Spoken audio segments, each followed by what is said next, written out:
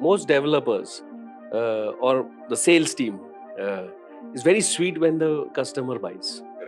The real the honeymoon ends after agreement or even during agreement. And there are a lot of questions because most people are buying under construction.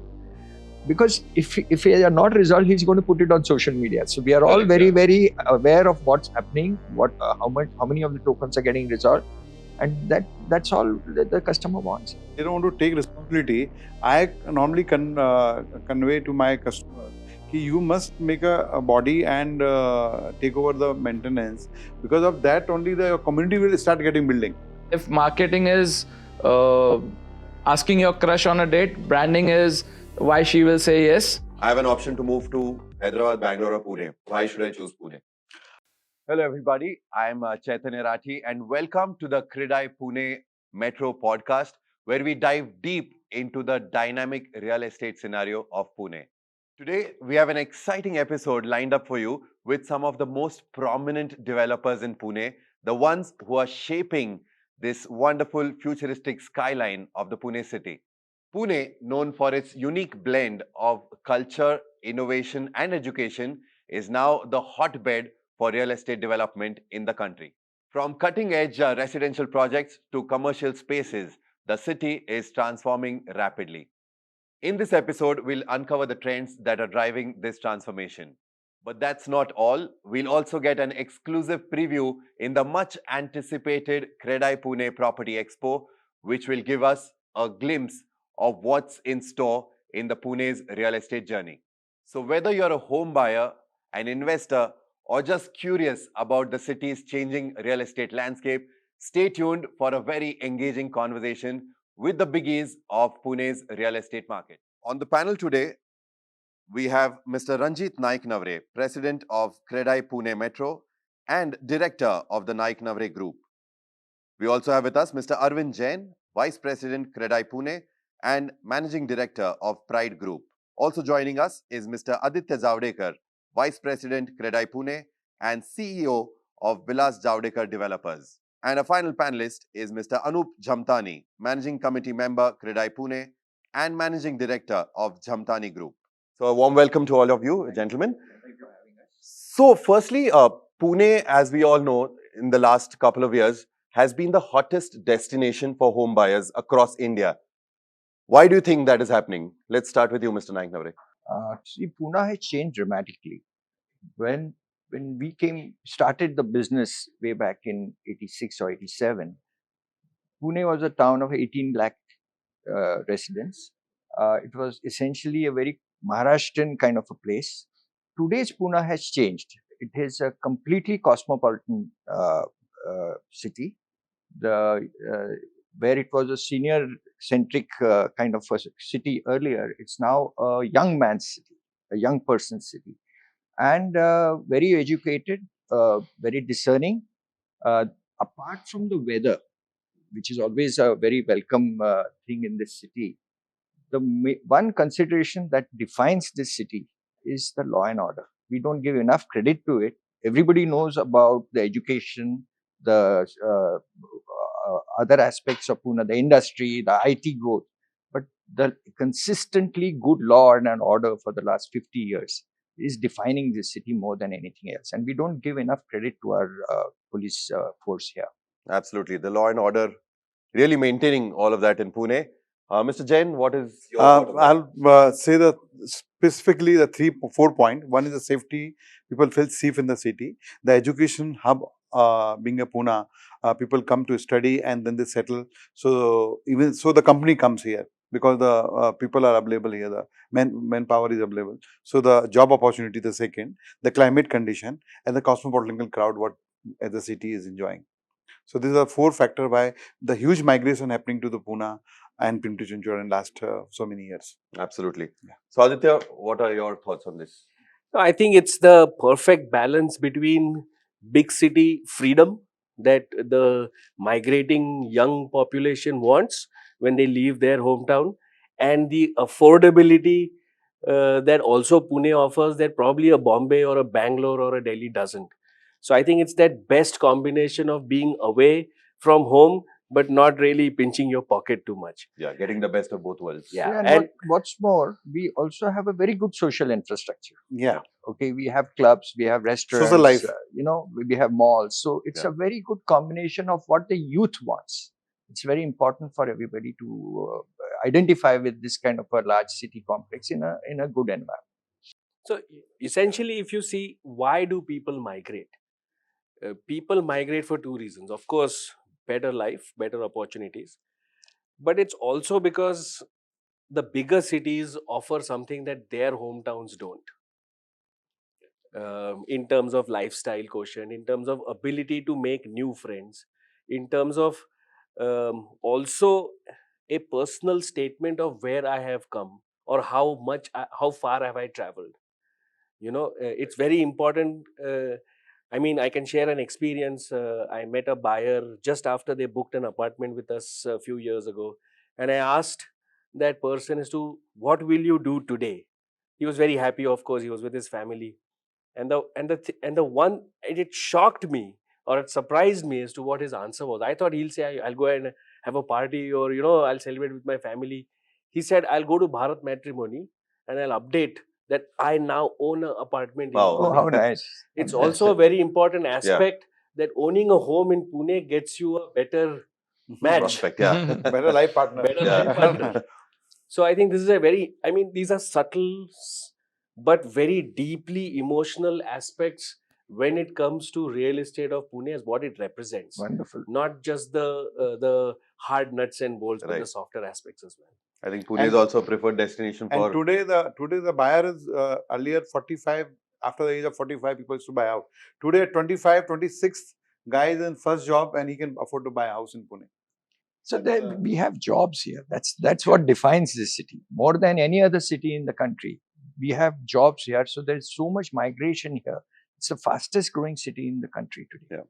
So, So- Anup, and what are I your think thoughts? 2 points that I think most of the points are covered by these gentlemen, but 2 points that I still think were not touched upon were, one is we still have a very rich culture in Pune. You say Dagdu Shet and the processions that we have, or the Alandi Ka Yatra Hua. This is something that you do not find in rest of the country happening, where cosmopolitan crowd also gets mixed with the culture of the city. I think that is in itself something very attractive to the people coming from outside and settling in Pune.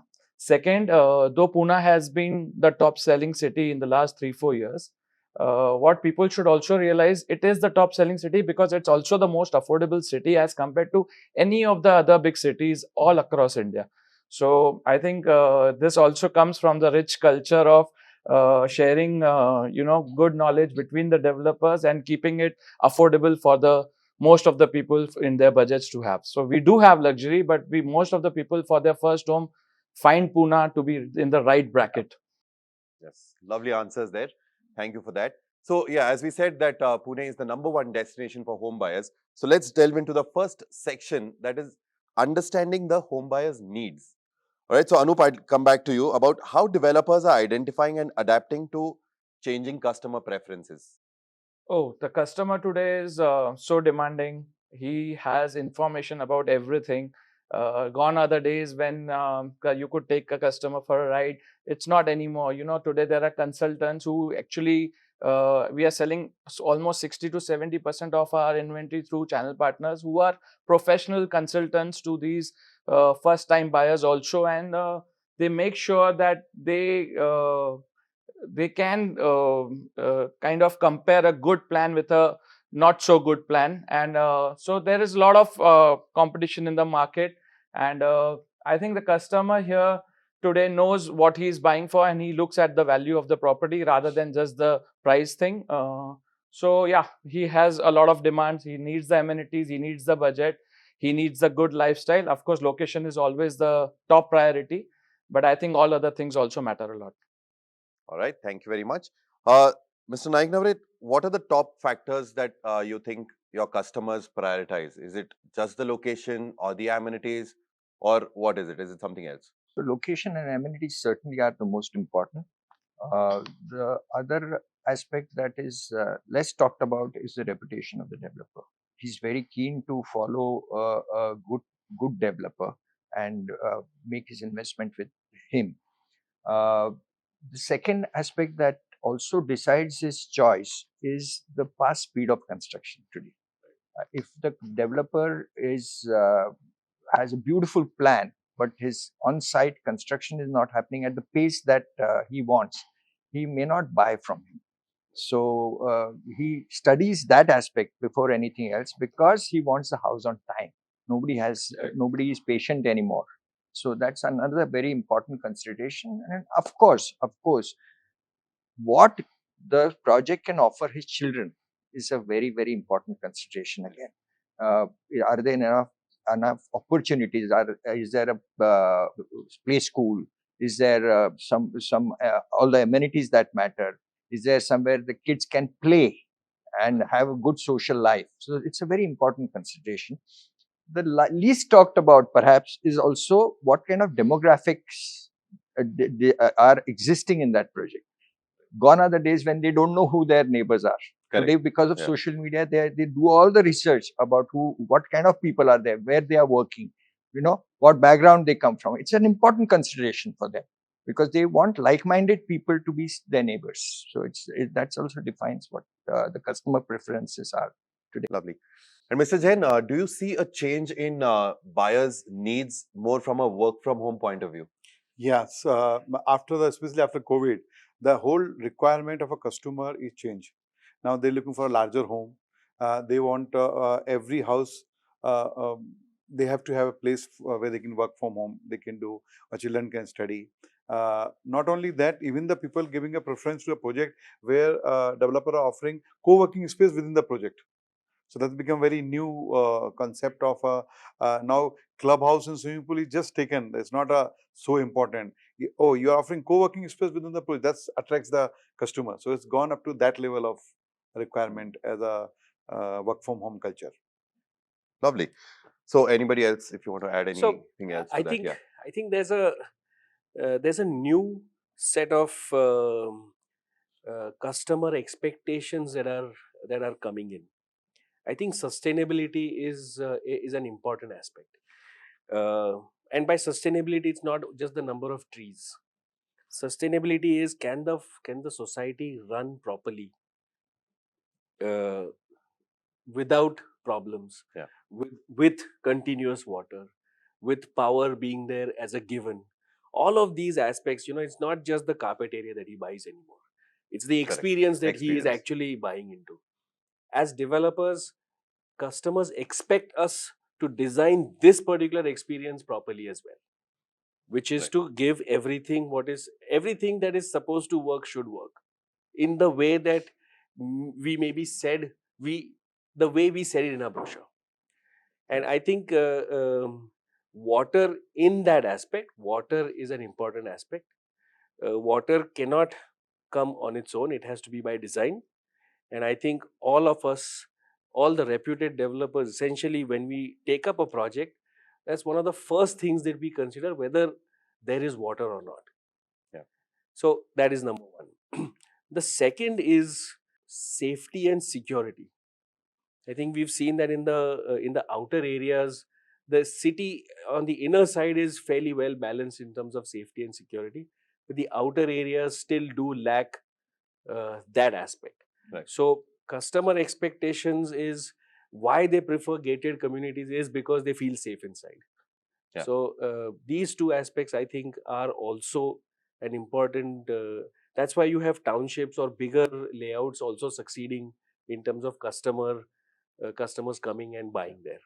All right. Thank you very much One for more that. thing I have Yes, noticed please. recently, the new nowadays buyer also give us such a small thing like how your project is pet friendly. Are we Yeah. giving a space for the pet? Yeah. Because today nowadays 20 to 25% people are using some kind of pet they in their house. So is your project has that facility for taking them out or take care of them. So that's also become a very important part of Caring for all, decision yeah. making. Yeah, lovely. Yeah, didn't think of that till Yeah. date. I think now that's also coming up. Now We're it's coming changing. up. Yeah. All right. So, as a home buyer, I think trust and transparency in a developer is of utmost importance. So, how do you think has RERA helped in building that trust with the customers? Aditya, we start with you. So I think trust is essential in any business, not just real estate. RERA merely gave it a structure so that trust can be accountable. And that accountability now has a framework of if I do the right things, then I'm okay. If I don't, then there is a mechanism for the aggrieved person to sort of resolve their problems. Um on If you look at any reputed developer in Pune, the only reason that that developer has succeeded is because he's continued to enjoy the trust of the customers. And my father often says that what is our business? हम हवा बेचते हैं. Because when the customer comes and buys the ninth floor apartment, usually I'm at basement. तो वो 9वां floor में मैं हवा ही अभी हवा ही है. हवे में रहता है. He expects me to perform for the next 24-36 months. फिर वो slab आएगी, फिर दीवार आएंगे, all of those things. So it usually he is expecting, like how Ranjeet said, what is my track record, how have I performed, and that is the basis on which I will go. And because in Pune most of the purchases are under construction, 95% purchases are under construction, which means they want a developer who they can trust. So I think RERA has enforced that to a large extent. And in CREDAI, under the leadership of Ranjeet, we have conciliation benches. And I'm sure Ranjeet has also served, and Hemant Naiknaware has also served as a bench member. And the number of cases that we are able to resolve amicably without going to court is a testimony of how well this this mechanism of dispute resolution, if in case there is a problem, works. Lovely. And especially CREDAI role in that. CREDAI's role, absolutely. In this resolution program. So just to give you numbers, Numbers, we yeah. have about the conciliation benches have taken on about 1200 odd cases, and we've resolved about 400 of them so far. And so 400 developers and customers, and not every time is just one buyer. In that case, there could be multiple buyers in the Yeah. same case. Same case, same problem. So there are these many buyers who have avoided going to court because of CREDAI's efforts and RERA's efforts. That's almost 1/3 of the Yes. complaints. 40%. So what RERA has also done, as it has given us credibility. At least those of us developers who are serious players, it has differentiated us from the others and said that these are developers you can trust. Please go ahead and buy from them, because they have the whole track record online. So it's very easy for the customer to assess who are the trustworthy developers and who are not. So it becomes very easy process for them to evaluate developers also. Absolutely. So, Anup, as a developer, how are you ensuring transparency in pricing, timelines, and project delivery and approvals? So I think except for pricing, most of the other things I think are taken care by RERA itself. Today, RERA has got so much of transparency to the consumer that on the very first day, even before selling even a single apartment, we have to declare when the project is going to be completed. And even if it is in phases, what is the first phase and what would be the last phase if you're taking a RERA number for all of them. So I think a customer is well aware through RERA about the project timelines. Also, if there are any legal issues, we have to declare it in RERA again on day one. As far as pricing is concerned, I think it's not very difficult for anybody to find out today, because I think IGR and all are available online, and there are various platforms where customer can go and compare what are the prices of not only his the same project where he is buying, but also of that vicinity and all the competition in that area. So I think never ever before, if you were to talk about 5-6 years back, I think this kind of clarity was not there in the market which we have today. I think the best time for customer to buy without having a second thought about it, and it's transparency at its peak. Just to add, pricing transparency did not exist before RERA. Right now, what is happening is most of the reputed developers have a fixed price.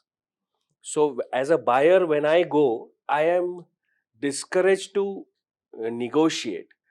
because if a reputed developer has a fixed price, I know as a buyer that everybody is getting the same price.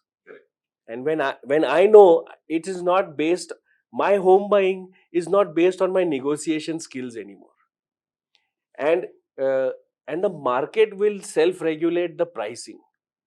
So if there are four reputed developers in the same vicinity, you will see similar pricing for similar products.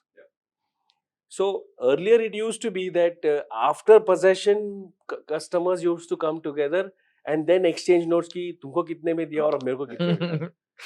But I think that has now gone. We are now slowly getting to a more matured state of industry pricing, where we know what our costs are, we know what our reasonable profit should be, and therefore pricing is pretty much post RERA. I would say that the pricing transparency is far better than what it was. So, very right, Aditya. And couple of other points I would like to add here. There is no cash in the business. So everything is as transparent as it can be. People take loans, they know exactly what they are buying, what is the cost to customer. So that's an important consideration. What's more, a lot of times, a lot of credit also should be given to UDCPR, because today we have a uniformity of rules across the state of Maharashtra. So we know exactly, or the customer knows what is the total extent of the project, unless it's a township, which is done in a lot of phases because the sheer volume of work. A project of 10 acres, 15 acres, a customer knows how many buildings are going to come, what is happening, because the the UDCPR allows you to do that. You can plan for it and then do the project in phases, even within that project. So earlier, this was not the paradigm. We didn't know how much FSI we would get, if the FSI is going to increase or decrease. So always there was a kind of a dispute between a customer and the developer, because the developer wanted to maximize his profit by adding buildings without the customer's knowledge. Now that doesn't happen. The customer is exactly aware of how many buildings he's going to get into the project, how many flats he's going to get right at the day one. So it's an important consideration. It's an important, because certainty brings predictability. Predictability lowers risk.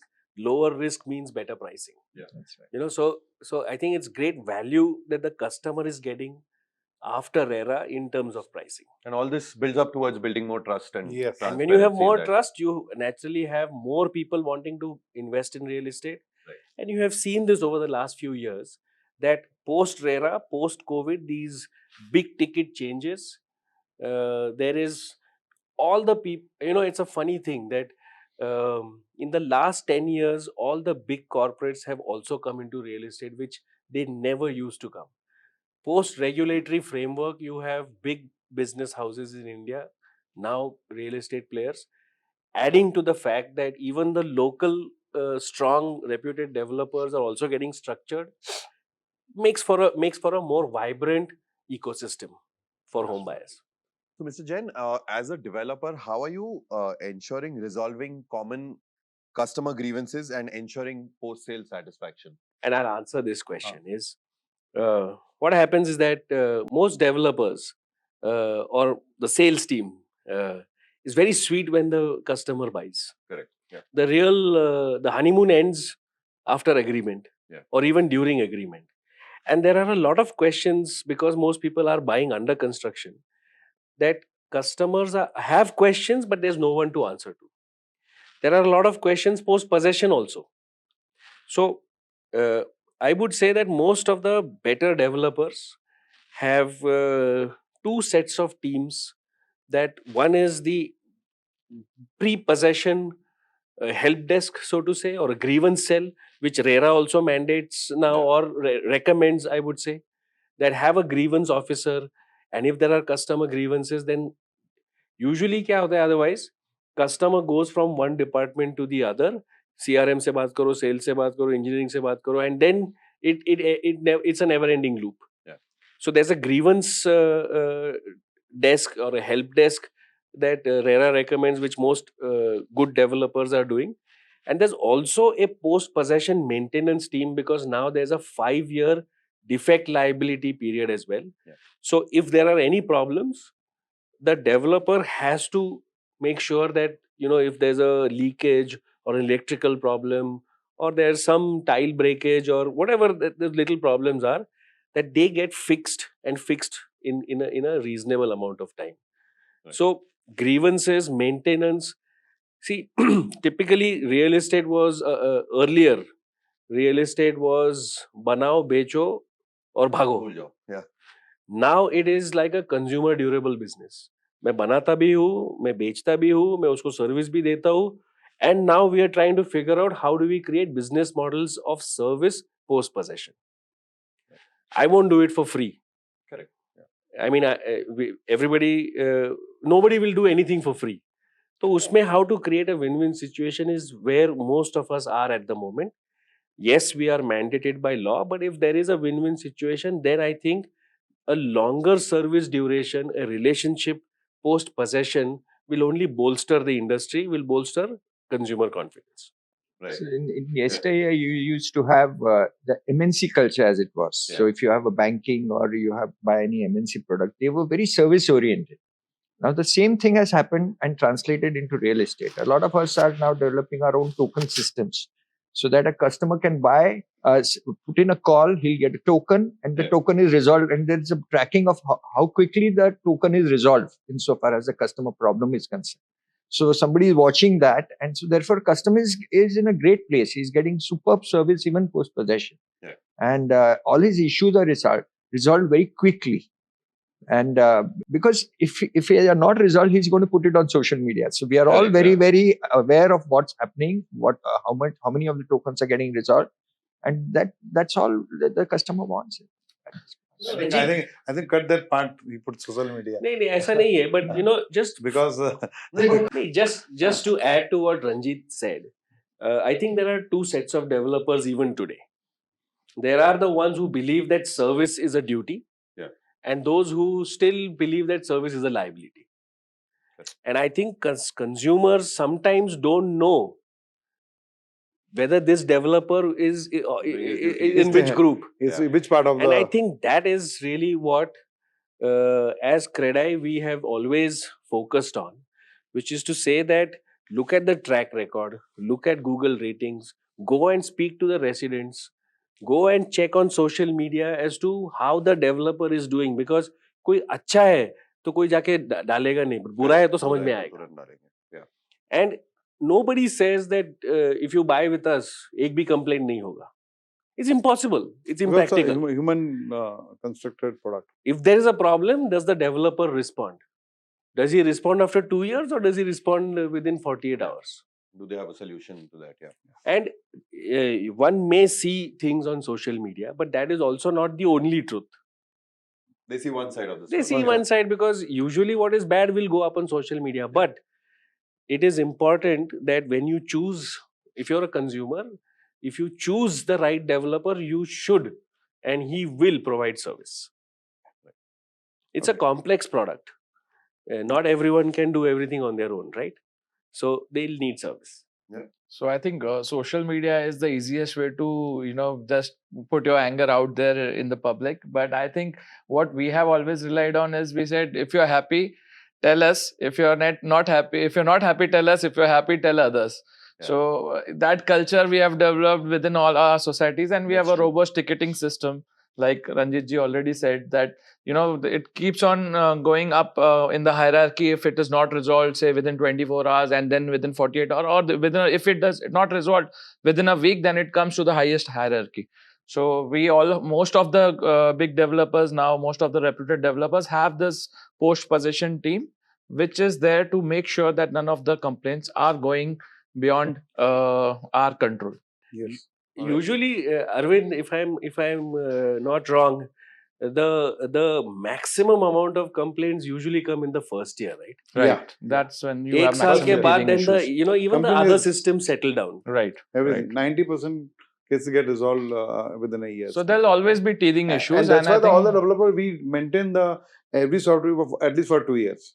Yeah. So Uh, we have, all of us have a system where we are handholding the whole society Yeah. to make sure that the administrative issues are sorted out, the machinery is settled, all the AMCs are in place, and then we hand over the whole project to the customers. Then at that time they are very happy to take over, And customers taking over is the best thing that can happen to them, because they get involved with their living and their environment. So and they are in control of their environment, which is very necessary for them. But Ranjeet, if I may ask you, of late I have seen that societies do not go in for conveyance from the developer.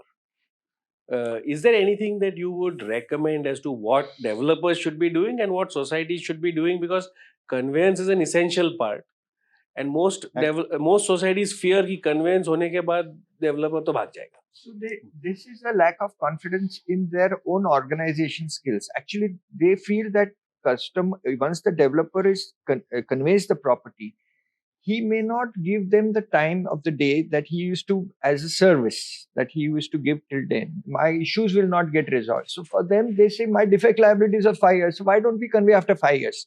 Okay. Let him But that's fully. misunderstanding. That's a misunderstanding. These are two completely separate obligations of the developer. On the one hand, he has to undertake the conveyance within 6 months or 3 months, which is mandatory. And on the other hand, the defect liability is something which continues over the next 4 years, irrespective of whether the project has been conveyed or the land has been conveyed to the society. So, and this really comes from the customer not being aware of the laws.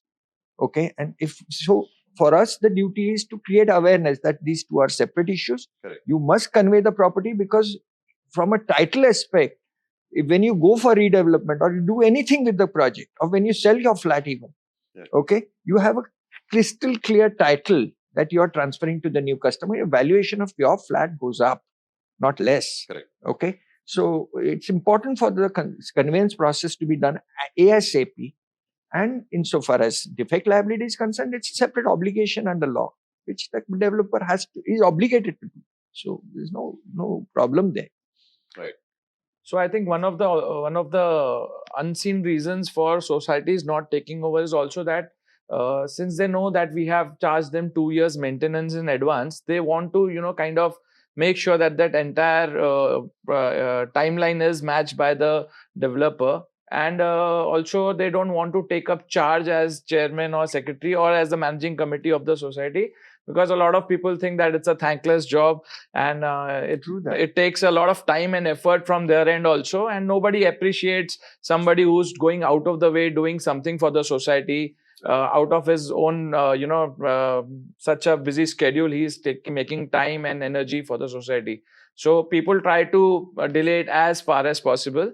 And then if the developer says, पहले होता था कि conveyance नहीं देते थे और अभी हम बोलते हैं कि conveyance करके लो, so they think कहीं तो दाल में कुछ काला तो नहीं है, कुछ ऐसा. So that is also one thing. I think they always misjudge the intentions of the developers. But today, I think with so much of transparency, like Ranjeet ji rightly said, they should get conveyance done as soon as possible, so that the value of the property also increases and they also get hold of things faster than being at a later stage.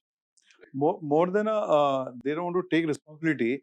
I normally convey to my customer that you must make a body and take over the maintenance. Because of that only the community will start getting building. Otherwise everybody is independent.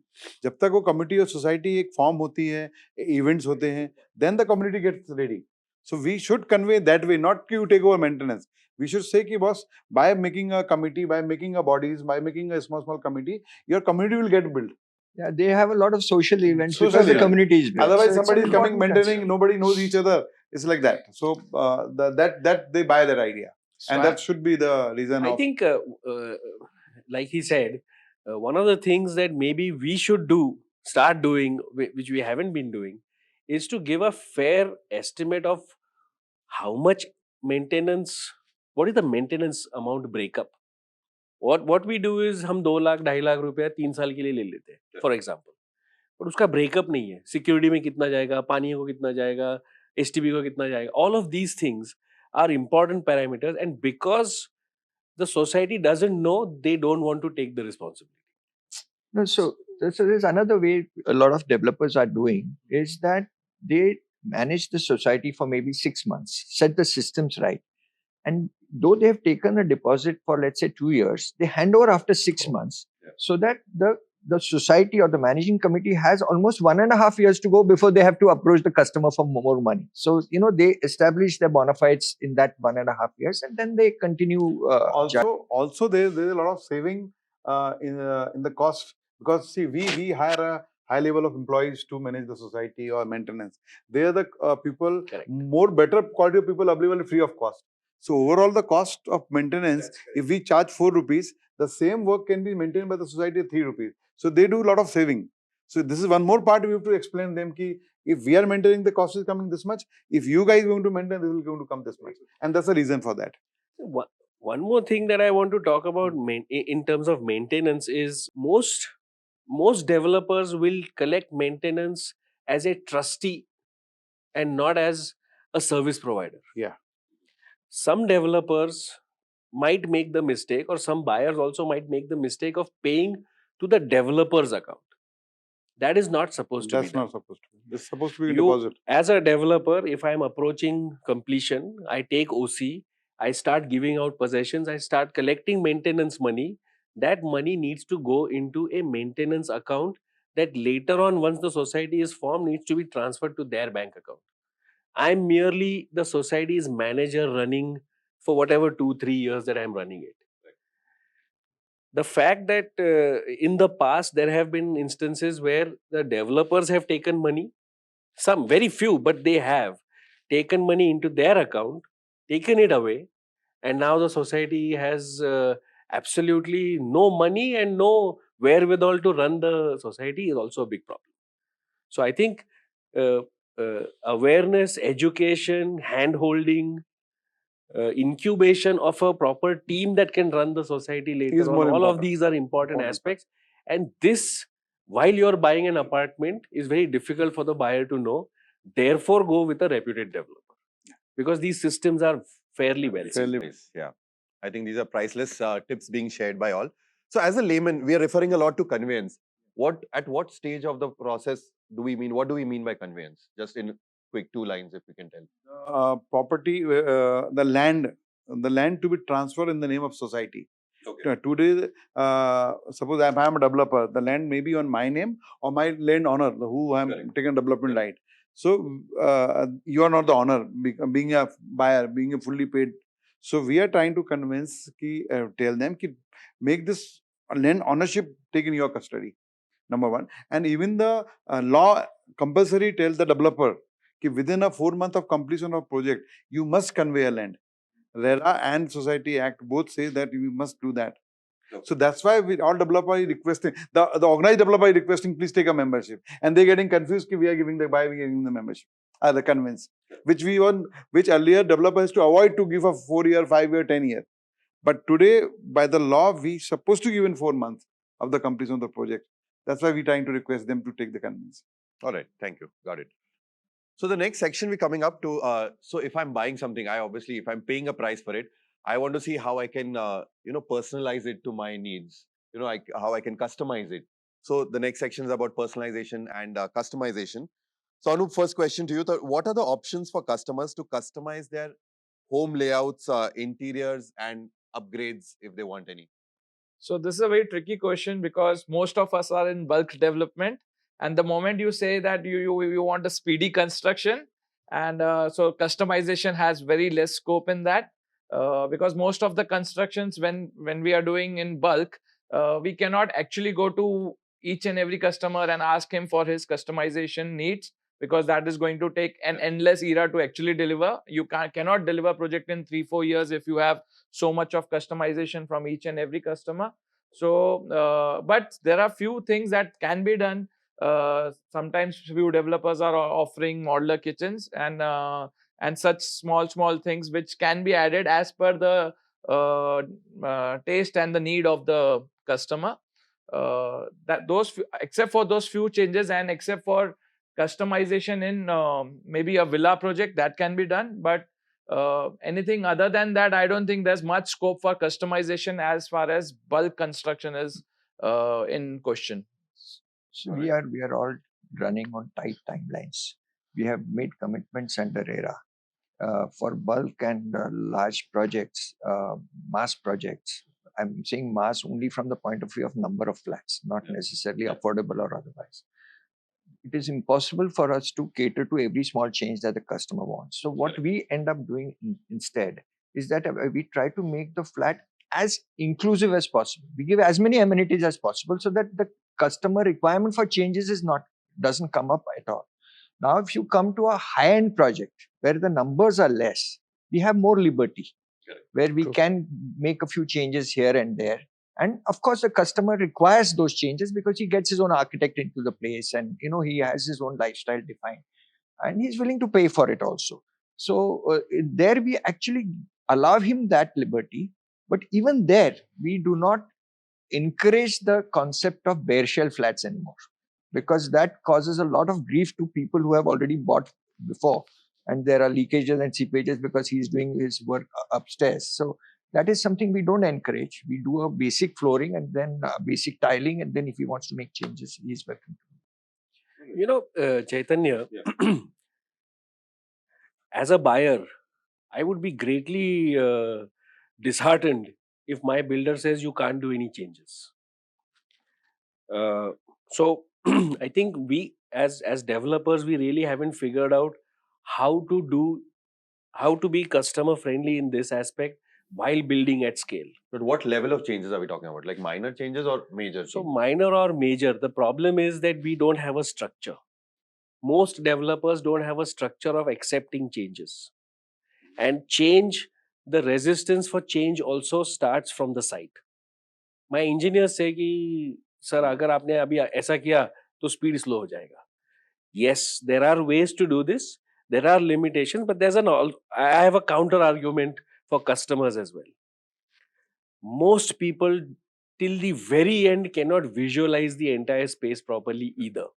So they may go in for too many changes or too less changes, and there never is a perfect number of changes. What is the right number of changes? So one suggestion would be that good developers could have some interior consultants on board who know the apartment, who can suggest that these are some of the possible layouts. So you allow changes, but within a fixed degree of freedom. You don't say no completely and you don't say yes completely. And within those degrees of freedom, then there are infinite possibilities. Because when all of us give homes, deliver them, say maybe go into that society 1 year later and go into the apartments, not one apartment is like the other. Each apartment is different because each family chooses to live differently. But unfortunately, I think it is a problem that we haven't been able to solve as much as we would have liked. Technology is sort of helping us do that better, but it'll take some time before we can be completely customizable. But till then, I think this sort of middle ground where we make up multiple options, like Ranjeet said, that we already create those options within, will help customers feel कि ये मेरा flat है, builder का flat नहीं है, सबके जैसा नहीं है, सबका मेरा जैसा अलग नहीं है है, मेरा. correct. Right. So the next section we're addressing is sustainable and eco-friendly living. A lot of customers are becoming more and more aware about moving to a more sustainable lifestyle. So how are we helping customers achieve that? Aditya, can we start with you? I think sustainability has to do largely with the fact that power and water are two limited resources. And we need to ensure that while we build these homes, the fact that power and water needs to be either renewed or recycled or both.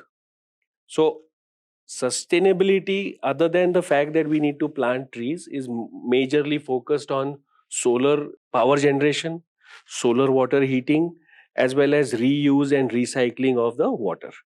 So that's the main thing that we do, and all the systems or all the engineering is focused around that. There are many other things like garbage disposable. So many projects nowadays are making provision within the project. So there's a less garbage, or garbage gets separated by dry, wet, and the plastic one. The STP compulsory running and cleaning the water, reusing the water, plantation, light uh, energy saving light system, EV charging, solar water heater on the terrace. Of course, that doesn't solve the entire purpose, but whatever is available terrace, because normally terrace is not in common use. Earlier developers used to sell the terrace, but now developers are offering a solar water heater system. Yeah. So all that making an impact on a social. What's more important also, or equally important, is the fact that the modern systems in a society are very equipment centric. There are a lot of equipment. There are generators, there are transformers. There's so much equipment, and which are all very power hungry. So if you have a solar PV, and that solar PV is connected to your grid, actually for the society and the customer in turn, there is a saving in his maintenance costs. So that's all, because so the whole sustainability angle actually helps him to save money in the end. So that's again an important consideration, to build in as much sustainability as possible into a project. Right. A lot of customers are switching to EV vehicles nowadays. So Anup, is it now? It's not no longer an amenity to provide as a charging point. Has that become a normal or standard norm nowadays to provide a EV charging facility? With the changing norms, yes, EV has become kind of, seen every second or third house. EV has been seen, and now even from environment clearance point of view, many of the developers are mandated to have EV charging points. At least 30% of the car parks now the government is mandating in bigger projects to have EV car charging points. So yes, it has become one of the mandates now. It is no more an added amenity, but a mandate which is required by in a larger project. Customer is becoming more and more carbon footprint conscious, and so yes, this is the logical option for most of them to switch over to EVs. And like Ranjit ji rightly said, we are trying to make it more and more sustainable by making sure that we have right energy consumption in our projects. Lovely. So the next section we're moving to is the real estate financing options. So how are developers helping home buyers, understand what are the finance options available to them, and how are we assisting them in that? Today, the dozens of financial housing finance companies are available in Pune, all over India, and very, very attractive pricing also. So, finance is as far as if you're a stable job, finance is not a problem for any customer to buy a home, and as well up to 99% amount can be financed by the financial institutes nowadays. And do we have an in-house team which tells prospective home buyers about subvention plans or EMI holidays or flexible payment plans that they may have? We can actually work with the financial institution of his choice to give him a very customized plan to meet his financial needs. And there are a lot of options within the regulatory mechanism that the financial institutions work under, where they can tweak it a little bit here and there to make sure that the customer at the end gets what he wants. So, and our teams are there. We work with them all the time to make sure that their aspiration aspect in terms of how much loan they want, how much time frame they want, what kind of EMIs do they want, an escalating or a ballooning EMI. All those things are settled at the day one, and our teams are there to help them for that. It's not just the homes that are being customized and personalized, even the finance options that they have are being personalized. All right, so quick home buying tips from all you experts. What is your number one tip for any prospective home buyer?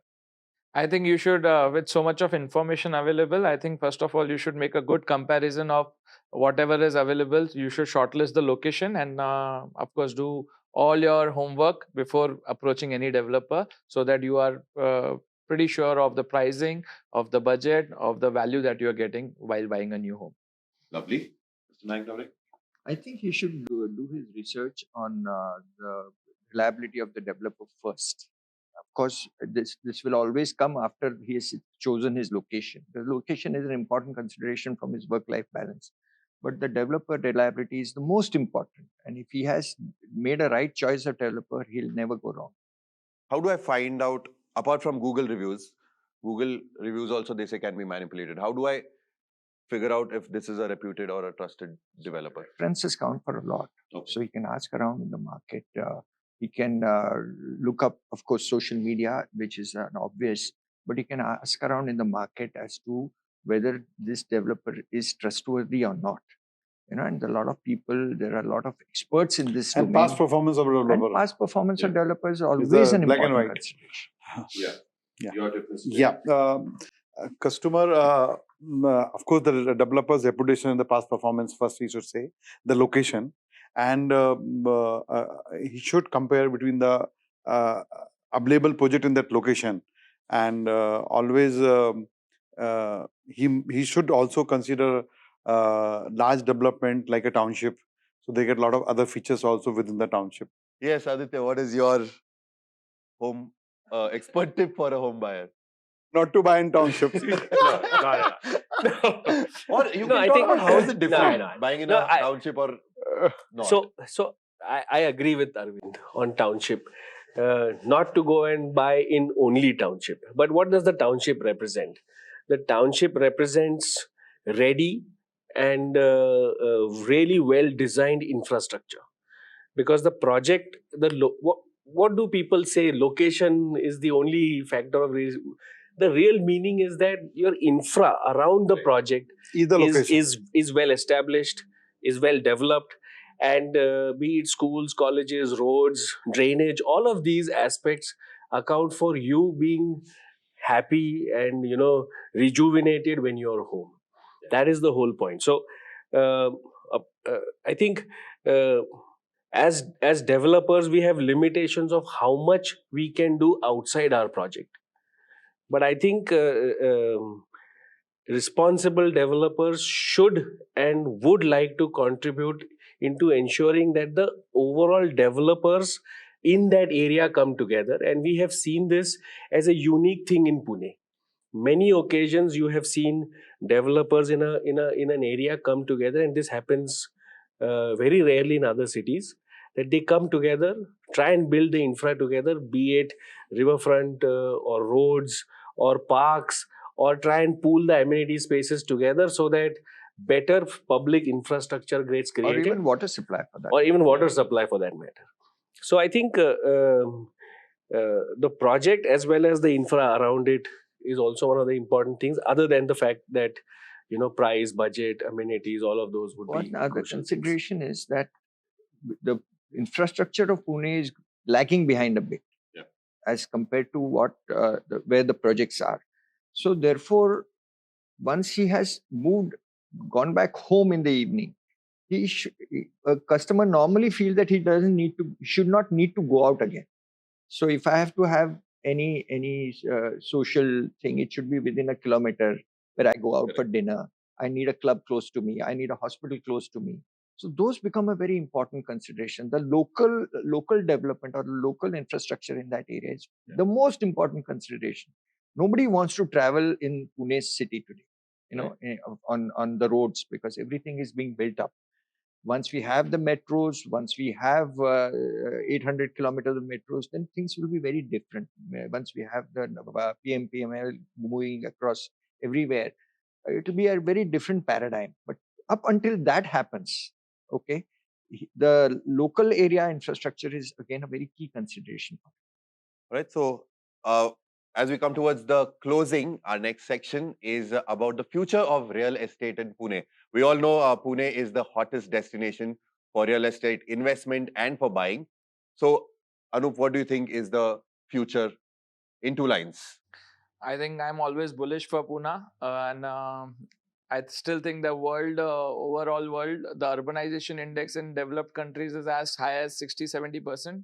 In Pune, we are hardly between 35 and 40%. So we have a huge way to go. And I think we all, along with the other developers, take charge to make sure that Pune stays at the top selling city of India.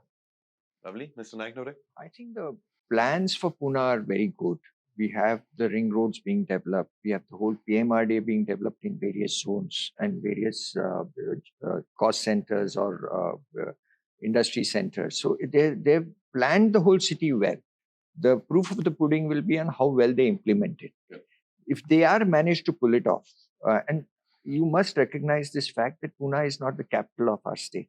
And therefore, sometimes it does not get the importance that it deserves. At the same time, the politicians of this state also realize that Pune drives this state more than perhaps any other city in the country, in the state.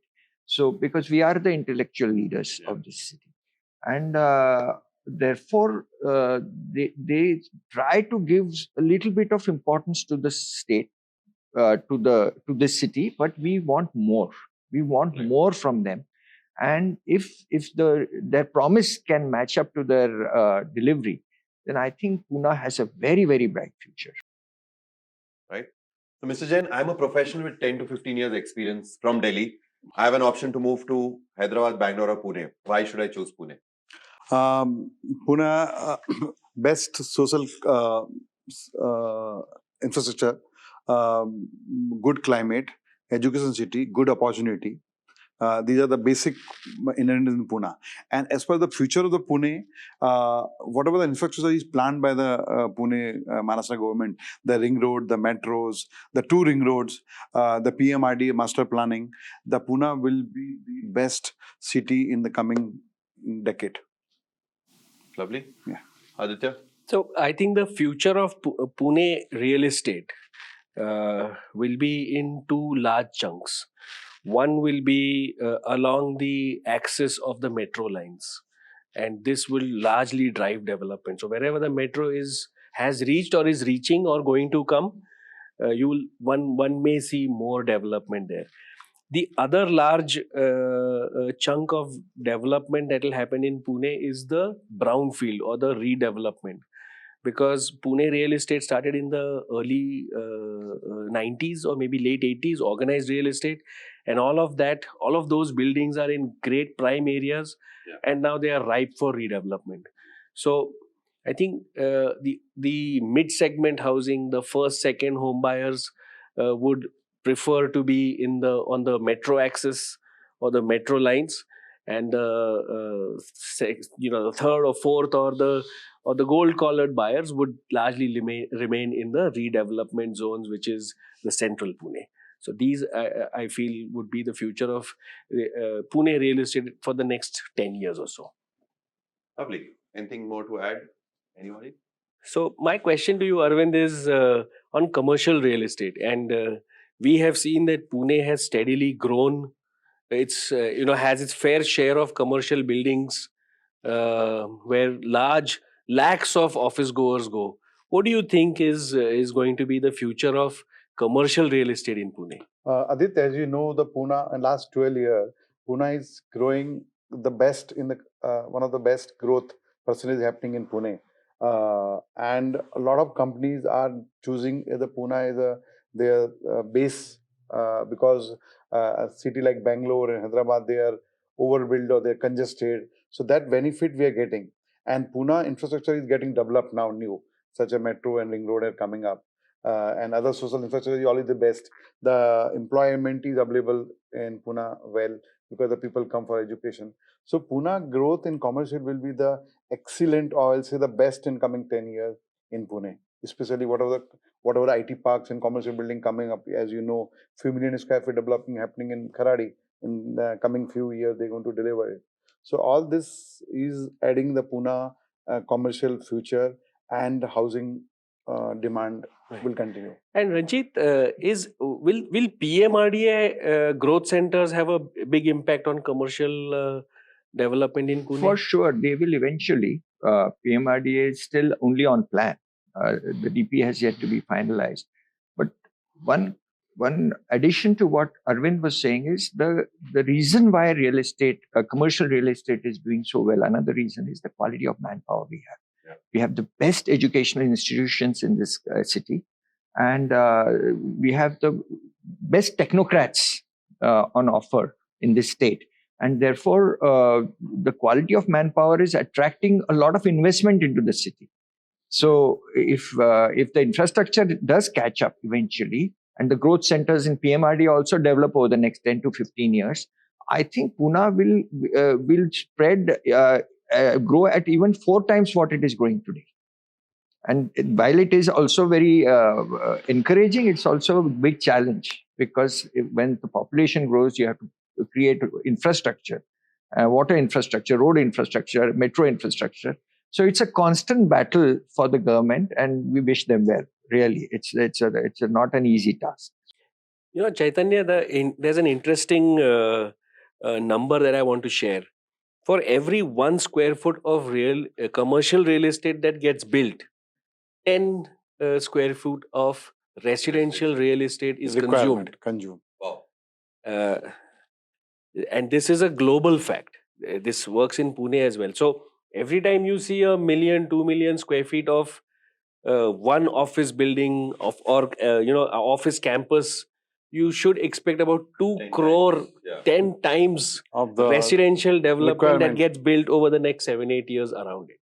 So and Pune has, even during COVID, we've seen enough office buildings getting built. Post COVID, yes, it's hybrid work, but none of the occupiers have given up their office spaces. They might have downsized a little bit, but only for a few years. But now, if you see, office is back again, and office rentals are rising. And Supply is rising. like Arvind said, Bangalore and Hyderabad are not as attractive as they used to be. I think we can see the same with Microsoft investing That in was Pune. my next question, that Microsoft is buying so much Google has an real office estate. in Pune. MasterCard has chosen Pune as their head center in Maharashtra state. So you can see that the world, with this big MNCs are looking at Pune from that perspective. And even from the perspective of GCCs, the global captive centers, I think Pune is a very hot destination, as well as data centers. So overall, if you see the way the commercial real estate in Pune is evolving, I think it's wonderful. Not only the commercial office space and IT space, even the industry development, the Chakan industrial area, The warehousing, all the automobile warehousing. companies, Warehousing. they are the highest growth. If you, I was in Chakan last month. I was surprised to see that we are in Pune. All the top automobile industry, either they are in Pune or Chennai or Gurgaon, so the highest in Pune. Today, Mercedes-Benz, all automobile, and the one car company come around that, so many development come. I think one of the best real estate lease in warehousing in entire India is in Pune. Pune, yeah. The best In rates Pune, for leasing of warehouses in Pune. And the demand is there. Demand is too much. So the generally, supply what side. happens is, as a city grows, the economic condition or the economy grows, the space requirement for a person, an individual, also increases. And that is what is happening even in the smaller offices that you see in city center. Earlier, talent used to be okay working in very small places, tight cabins, and they used to be okay. And now people will say, no, if I have to do a job somewhere, I also need a good office space. So even not just the IT parks, but also the smaller, MSME offices are also increasing their size, and therefore office consumption will increase over the next 10-20 years in Pune. That is why we have seen co-working also coming up in such a beautiful manner. I mean, 10 years back, nobody heard of co-working, and today we can see them all over the town. So actually, the new word for it is managed offices. Managed offices. Most companies don't want the headache of managing an office. Right. So they would much rather go into a space where everything else is managed, including the tea and coffee that gets served. So like serviced apartments, Service it's now apartment, managed offices. Serviced All right. office. So yeah, with growing disposable incomes, why do you think is real estate the best investment option for me? I, being a developer, I'll always say real estate will be always the best investment, because we have never seen real estate going down in value. Be it any city, Pune definitely is up there on the charts. But if even in any other city, decade on decade, you have never seen real estate actually going down. It has to go up. And Pune has seen the best numbers. If you were to compare 30 years back versus today's rates, I think if somebody was to time travel from 30 years back to today, he would be astounded to know what are the prices today. So, and as compared to other verticals, I think Aditya would tell you more as compared to other verticals why real estate is better. Yeah. So most consumers or most people who are not who don't understand real estate that well make a very primary there are very primary misconception. Stock markets, currencies, commodities, gold move daily. Real estate is a 10-year horizon. So if you were to buy real estate today and check uska price kal kitna hai, parso kitna hai, then don't buy real estate. Correct. Be it land, be it flats, offices, shops, whatever. So if you have patience, you should buy real estate. Over a 10-year period or a 20-year period, real estate will beat almost every asset class. Real estate is the only asset that you can buy by leveraging your credit. Whereas most other places, you'll have to put in your own money. Yeah. And real estate becomes an investor's delight only and only if you have patience. So if you sell if you panic and you sell, you'll always get the worst price. If you hold, you'll always get the best price. So sometimes, nobody teaches how to trade in real estate. That's also a problem. But over the years, if you ask the senior generation, they will always tell you that real estate le lo aur bhul jao. And that is the best way to consume real estate. According to me, the why real estate? Because the real estate is only investment where you can invest and enjoy the investment.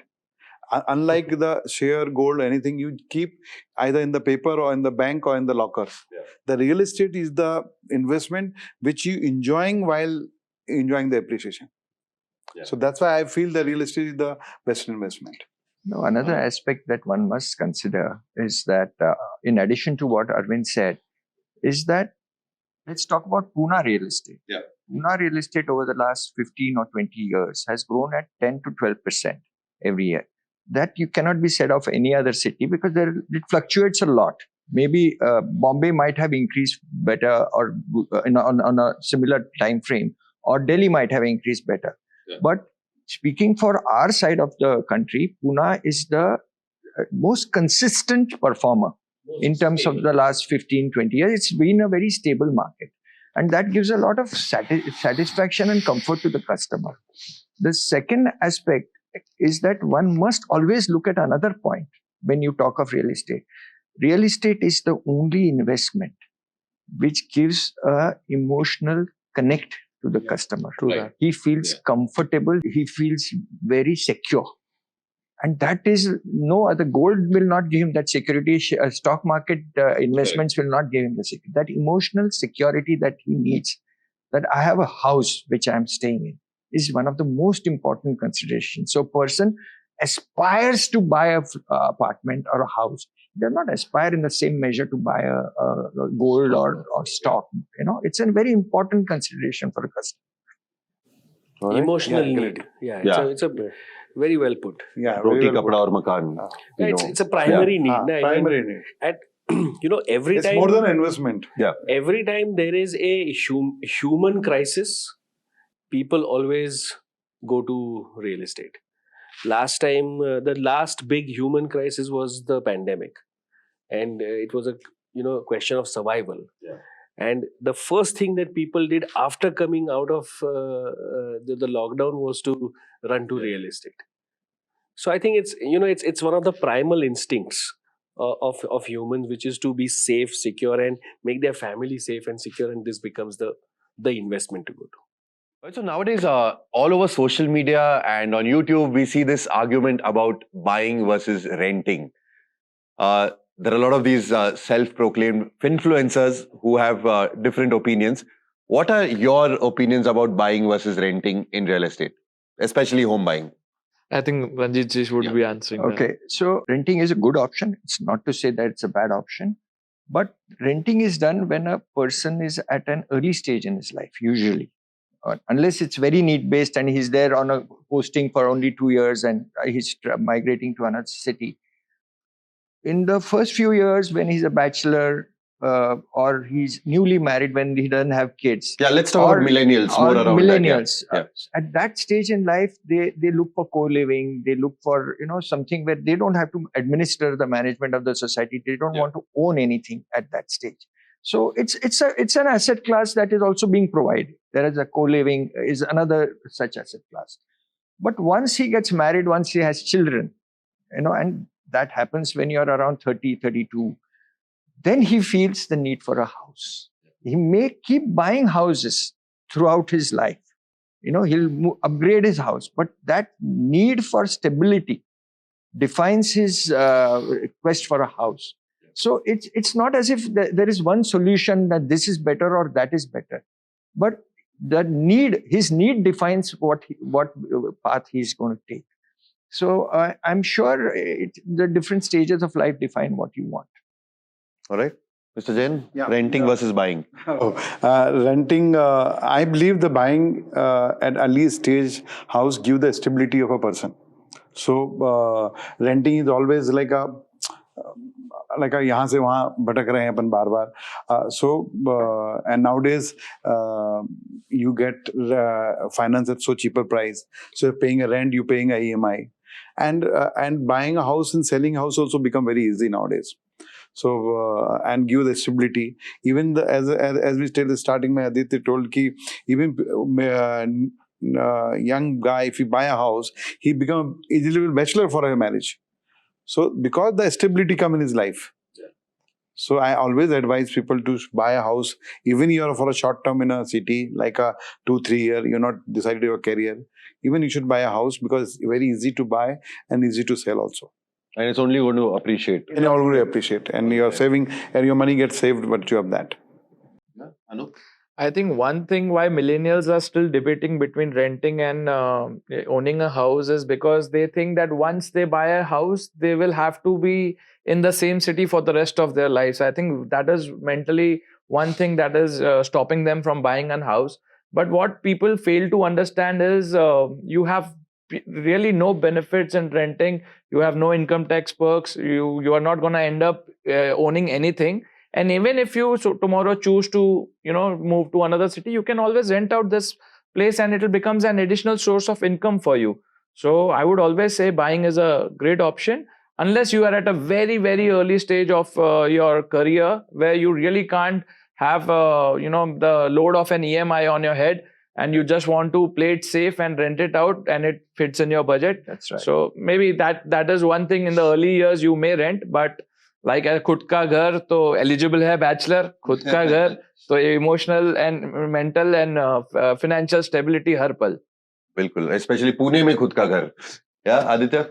Yeah, this is good. This is good. Okay, is a good end. All right, so we've had some, a wealth of knowledge and experience and tips being shared by our experts here. We have the Pune Property Expo coming up in January 2025. So as a home buyer, as a customer, what is it that I can expect at the Expo? Just a quick roundup from each one of you. So we have always stressed that you have to choose the most trustworthy developer, and this Expo will surely give you very selective developers who are there in the market for a very long term, and they are all CREDAI members. So a certain trust comes along with the CREDAI batch. And I would say that if marketing is asking your crush on a date, branding is why she will say yes. So this is a brand platform for everybody to know. The best brands in the city are there in the Expo. So do not miss the Expo for anything. Lovely. Mr. Naiknaware? This CREDAI's Pune Property Expo is a flagship event of CREDAI Pune. We've been hosting this event year on year, except for the 2 years of COVID when we couldn't do it, for the last almost a decade and a half. And with every event, we have improved. We have given different aspects or added different aspects to the Expo. Not only is CREDAI Pune membership representative of 70% of the official sanctioned real estate in Pune, you have a lot of new launches that come up at the Expo. And that's an opportunity for you as a customer, and for the realtors who are also welcome on a specific day to attend and get knowledge of whatever are the new launches that are happening. It is only at this event that people launch new projects. More so than any other event. There are a lot of exhibitions going on across it, but they will never be as widely representative of the city as our CREDAI Pune Expo is. So they must participate, and I think they'll benefit. If they don't buy a flat even, they'll benefit with the knowledge. Right, they get a buffet of new launches that's happening in Pune. CREDAI Expo is one of the flagship event of CREDAI Pune. From last 25 years, every year this exhibition is coming up.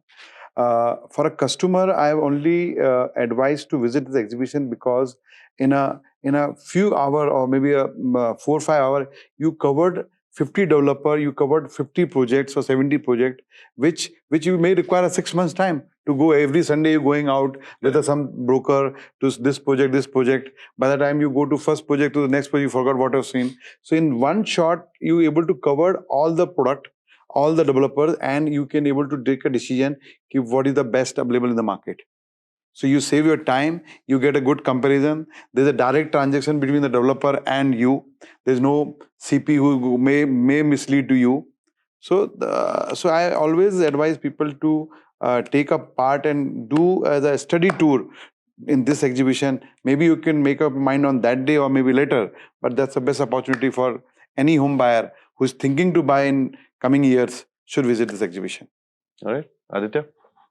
I think this time what we are doing at the Expo are also some information sessions. And as home buyers, many a times one is not aware of all the things that one needs to know before buying a house. So this time CREDAI Pune has ensured that we, along with the Housing Federation, Housing Societies Federation, we are doing awareness programs and educational programs for home buyers so that they will be able to take the right decision. So Expo, along with an informed buyer, will always be a better buyer. So that's why one should be at the Expo. I think I would like to just add on to that. We also have some seminars on finance options, like we rightly discussed. So a lot of bankers would also be there to tell them all the financial options that they have. Also, a lot of seminars we are doing on redevelopment and all also. Also, any buyer has this thing that he has to, meet developers, and you can see more than 60 developers there at the same time. In most of these seminars, many developers themselves also participate. So it's a good platform to interact and make sure that you are buying with the right developer and you are exploring all the options under the same roof. Right. Yeah. And for developer to participate, it's establish their brand. Credibility of a developer gets settled if they are fine. They are there on this kind of platform. So I always tell the developer fellows, my friend, you must participate this kind of exhibition because this is a official formal exhibition organized by the industry, not by the privately organized one. और खाना भी मस्त रहता है food court और शाम को events भी हैं so events How many with live people do you bands. expect? How many walk-ins around usually? 10,000 visitors 10,000, every yeah. year comes footfall comes for this. This year we are expecting a little more because of all the added things that we have Added, done for the very first time. A lot of innovative things are being done. Lovely. So I think you should not miss this. Plus the anything. venue is central. Na? The venue at Agriculture College, Yeah. whether you're from East Pune or West or North, this becomes like a good focal point for you to come and visit. Lovely. Thank you very much. As we come towards the end of this podcast, we hope you enjoyed the valuable insights shared by our panelists. If you'd like to see more of such content, please do let us know in the comments below. Thank you.